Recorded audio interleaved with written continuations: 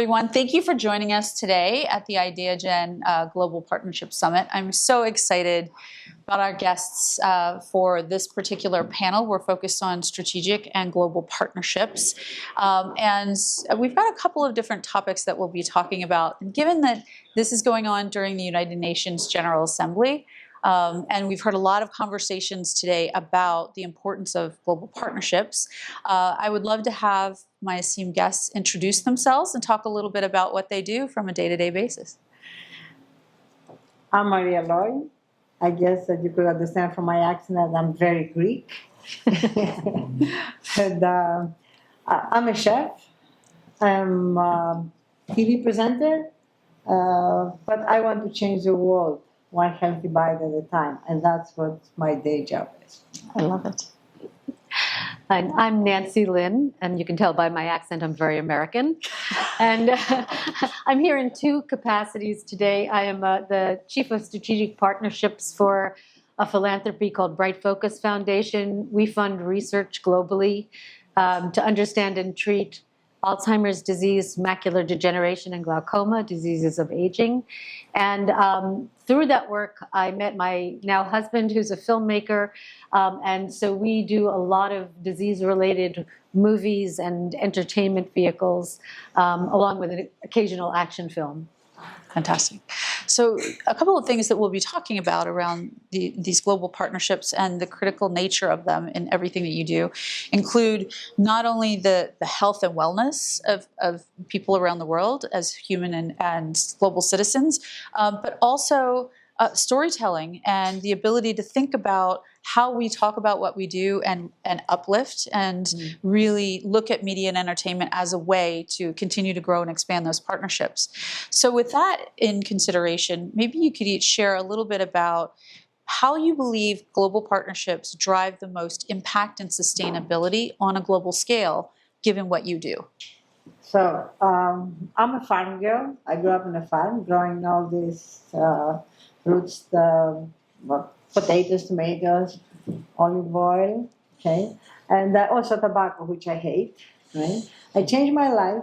I became a top 10 lobbyist in Europe. So that's why I understand all these big, nice people over here. So, and then I changed my life again, and I said, no, I have to give. And through what? Through the media as well. Of course, at the restaurant that I have, I can speak every day to each one, and that's my partnerships, like with people. It's not only with companies, but I've been helped, thank God, with my PBS, that they gave me so many seasons, for my show, The Life of Loi. And now I understand I have to go to the next level with a partnership here, because we're talking about Alzheimer's and all that.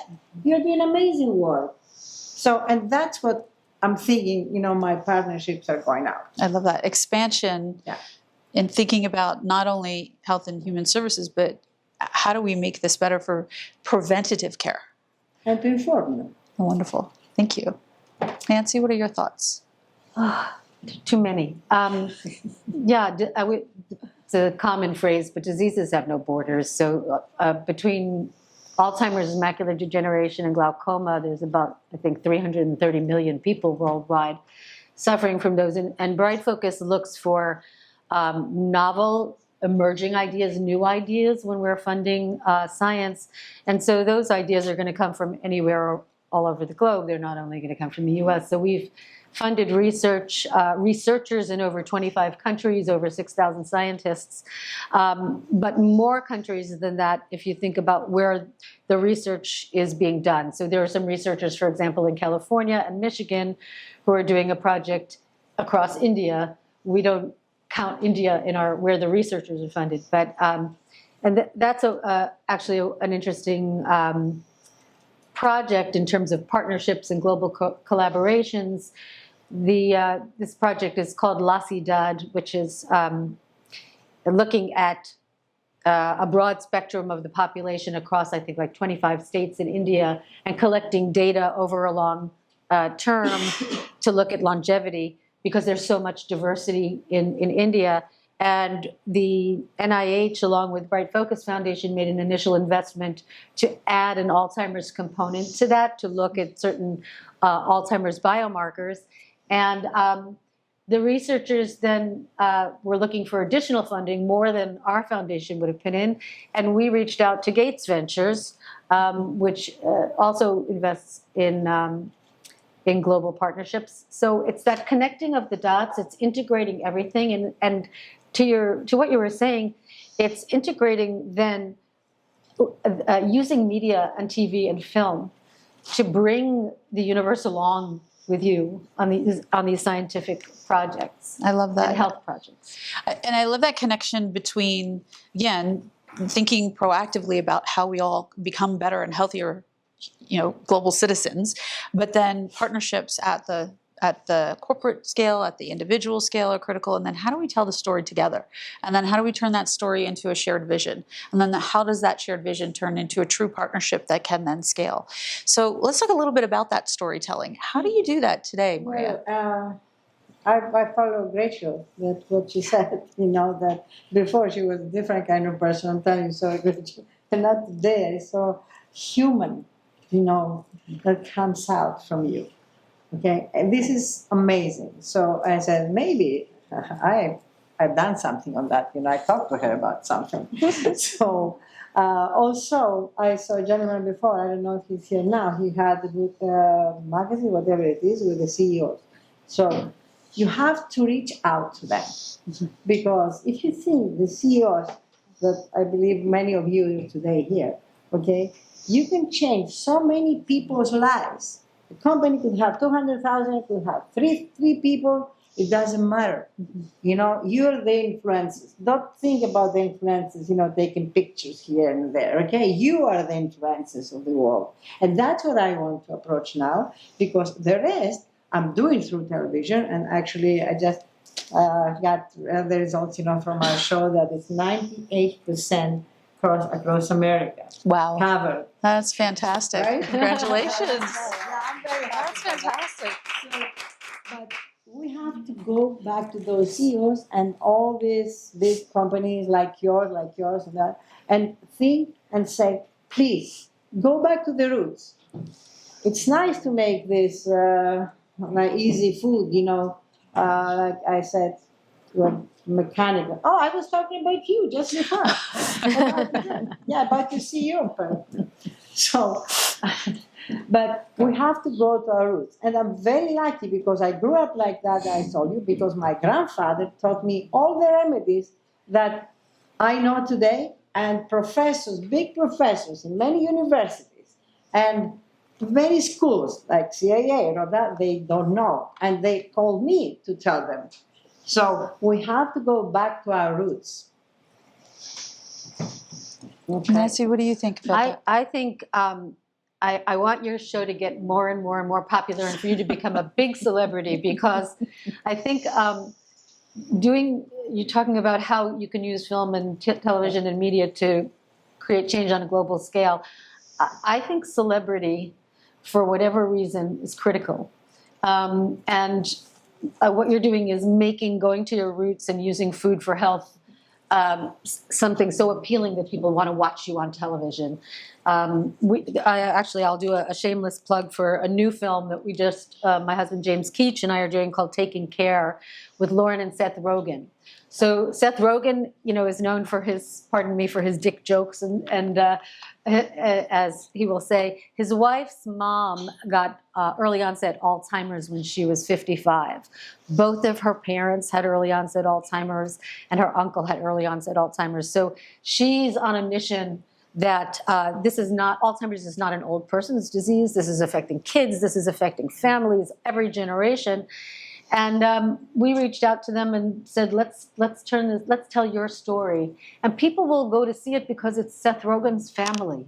And it also goes back to what Gretchen was saying about humility. When a celebrity will come and tell you that they're so vulnerable too, they could barely afford to take care of their, and what about all the people who don't have the means that they have to take care of someone?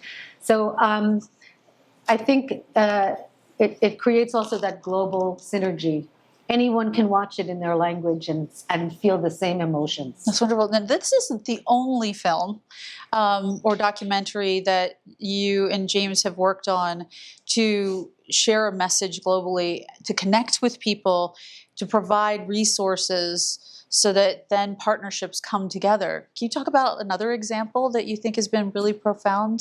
I would love to. Where we met was on a project, on a movie called Glen Campbell, I'll Be Me. And I don't know if anyone here saw that documentary. I met him, he interviewed me because I was working with the Drug Discovery Foundation for Alzheimer's. And he was with Glen Campbell, who was approaching 80 and still in the moderate stages of Alzheimer's, and was going around doing a goodbye tour, which they were supposed to be 5 weeks. And that goodbye tour ended up being 151 shows and almost 2 years. And James filmed it through the whole course. And so you get to see not only Paul McCartney and Bruce Springsteen and about every celebrity known to man who's in the country music field, but you see Glen's slow progression as he tours with his family in the band. So I was interviewed in the middle of that filming process and said to him, this is going to change. No one talked about Alzheimer's disease then, but for Glen to get out there and do it was quite miraculous. And I'll go back to the partnerships, why partnerships are so important. Eli Lilly and Company, and obviously an industry player, and Volunteers of America, at the time billion-dollar nonprofit, came together and did an ad buy on CNN to put the movie on CNN. And the very first night it showed, it had 5.7 million viewers. And you're talking about a movie about an octogenarian with Alzheimer's. And this was before Netflix really kicked off with their documentary series, correct? Yeah, and it was only like the second or third movie that CNN Films had done. This is in June of 2015. That's right. And our big claim to fame was we outperformed Blackfish, the movie about the orca whales. More people watched. So I was hooked. And then we did one about Linda Ronstadt, The Sound of My Voice. She has a Parkinsonian type illness. So if you can blend entertainment and humanity with disease, you can go so much further. Making it personal, making that connection. Making it personal. You know, I remember when the first time I met you was at the UN, when you were really sharing, you had a whole panel talking about Alzheimer's, and specifically this launch at the time. It was just about a decade ago.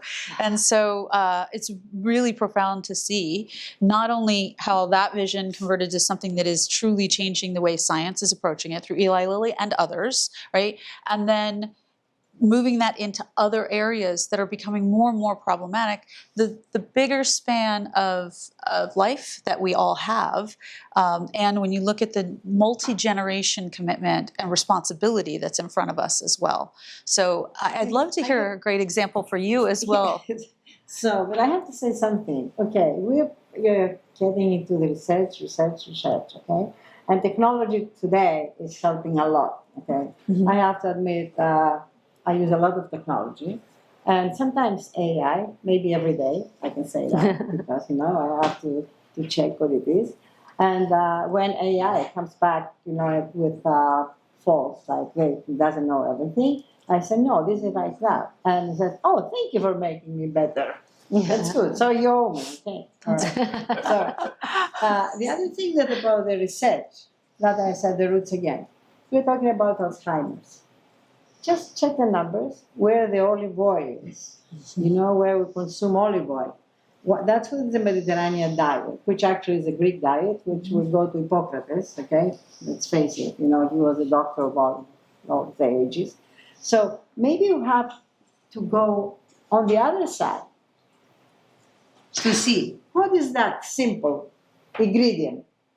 For me, after the water, what we need? It's olive oil. And of course, you cannot go to China or somewhere else to tell them about olive oil, but you can find something to include olive oil, food, which that's what I'm making now, even Japanese food. I make sashimi with olive oil, and everybody loves it. So we all have to be together and everything through food. Chef Loi, you literally just created a partnership in the moment. So I have to say that was pretty incredible to watch. And that's why we're here, right? This is the kind of conversation that it sparks, this collaborative innovation that's happening in the moment. This is fantastic. This is idea. That's how That's right. George. So if you had to say that, there's one area that you really are inspired to take on next as you think about not only partnerships, but how you want to evolve some of the great work that you've done to the next level, kind of the next chapter. What are you thinking about and what excites you the most? Oh, it's very easy. I'll start today with all these people. I'm going to tell them what I want to do with others, with children, with our technology through food, okay? And that's what I'm going to do, starting today. Exactly. That's fantastic. Don't leave it out. That's wonderful. How about you, Nancy? I'm having the chef come to my home where I have a garden and teach me how to cook all that stuff. Because when there's 80 pounds of tomatoes and James says, don't let it go to waste, and I work full time. It's very difficult. So we'll all be there, right? Yeah. Just give us the date. Absolutely. No, actually, besides wanting to retire and cook and actually live life a little bit, I was thinking about, the three ages, your youth and your middle age and then your older age. And that older age being, I can't remember who wrote this, it's not original to me, but that one of generativity, of passing along what you know to the next generation. And that's what you're talking about and what Gretchen was talking about earlier with humility. And so I'm actually wanting to bring younger people into the film and the philanthropic space and give them a start. And that'll also allow me to retire. You're not going to retire. I'm going to retire. No, you're not. Yes, No. She's going to have a new chapter, making those tomato paste because it's good for you, anti-cancer. I use Marcella Hazan's recipes for tomato sauce. I'm going to change. I need a Greek recipe, right? Well, we invented everything. Yeah. Well, I've really one more question for both of you, and that is, if you had a call to action for anyone who has not only seen your incredibly powerful panel today, it was just so electric to hear both of you and watching this partnership in action, the catalysts that you are, each of you, what call to action would you have for the rest of us out there? And not only to support the vision that you set, but the broader vision of all the things that we're hearing both at the United Nations General Assembly this week and during the Ideagen Summit. We all have to practice kindness, because you make yourself a better person, and then you attract other people, and you multiply, and that's what changed the world. Actually, that's here, my shoes, the kindness could change the world. Oh, I love it. Lloyd's leave on it, So, yeah, even with the shoes, you should tell them here, you see, this is what we have to do. That's wonderful. Kindness. I have two. The first one is drink more olive oil. I love this girl. Talk about it. Diseases with stigmas, which are almost all diseases. Talk about it. Don't let people hide in the shadows. When we did the Glen Campbell movie, I had thousands of people would come up crying. Thank you for talking about this. 10 years ago, no one would talk about it. Now they do. But so many people are suffering and feel that they are the only one going through this, whatever it is. And I guess it goes to kindness. Talk about it and listen. And listen to people talking about it. We all share the pain, and we can all help heal the pain. That's fantastic. I have to ask something. Yeah. Are you people going to help both of us now for these things, for these companies? Not help, actually, contribute. We don't need help. Right? Contribute. Yeah, The olive oil fund? Yeah, Yeah, okay. against Alzheimer's. So, Well, I want to thank both of you for your time. This was one of my most entertaining and exciting panels that I've led. So I've learned so much from both of you. I hope that anyone watching or listening today really understands the importance of the fact that there is no one set way to enter into a partnership. And literally, we just saw it happen in front of us. It's about sparking an idea and then paying that forward, or sparking an idea and then taking the baton and moving it down the road a little bit further, because every step we take takes us that much further down, getting to a place where we can change the world for good. And I want to thank both of you for being a part of that change and continuing to do so and carrying it forward for future generations. So thank you, and thank you, Ideagen, for your time, and thank you for everyone who's been watching.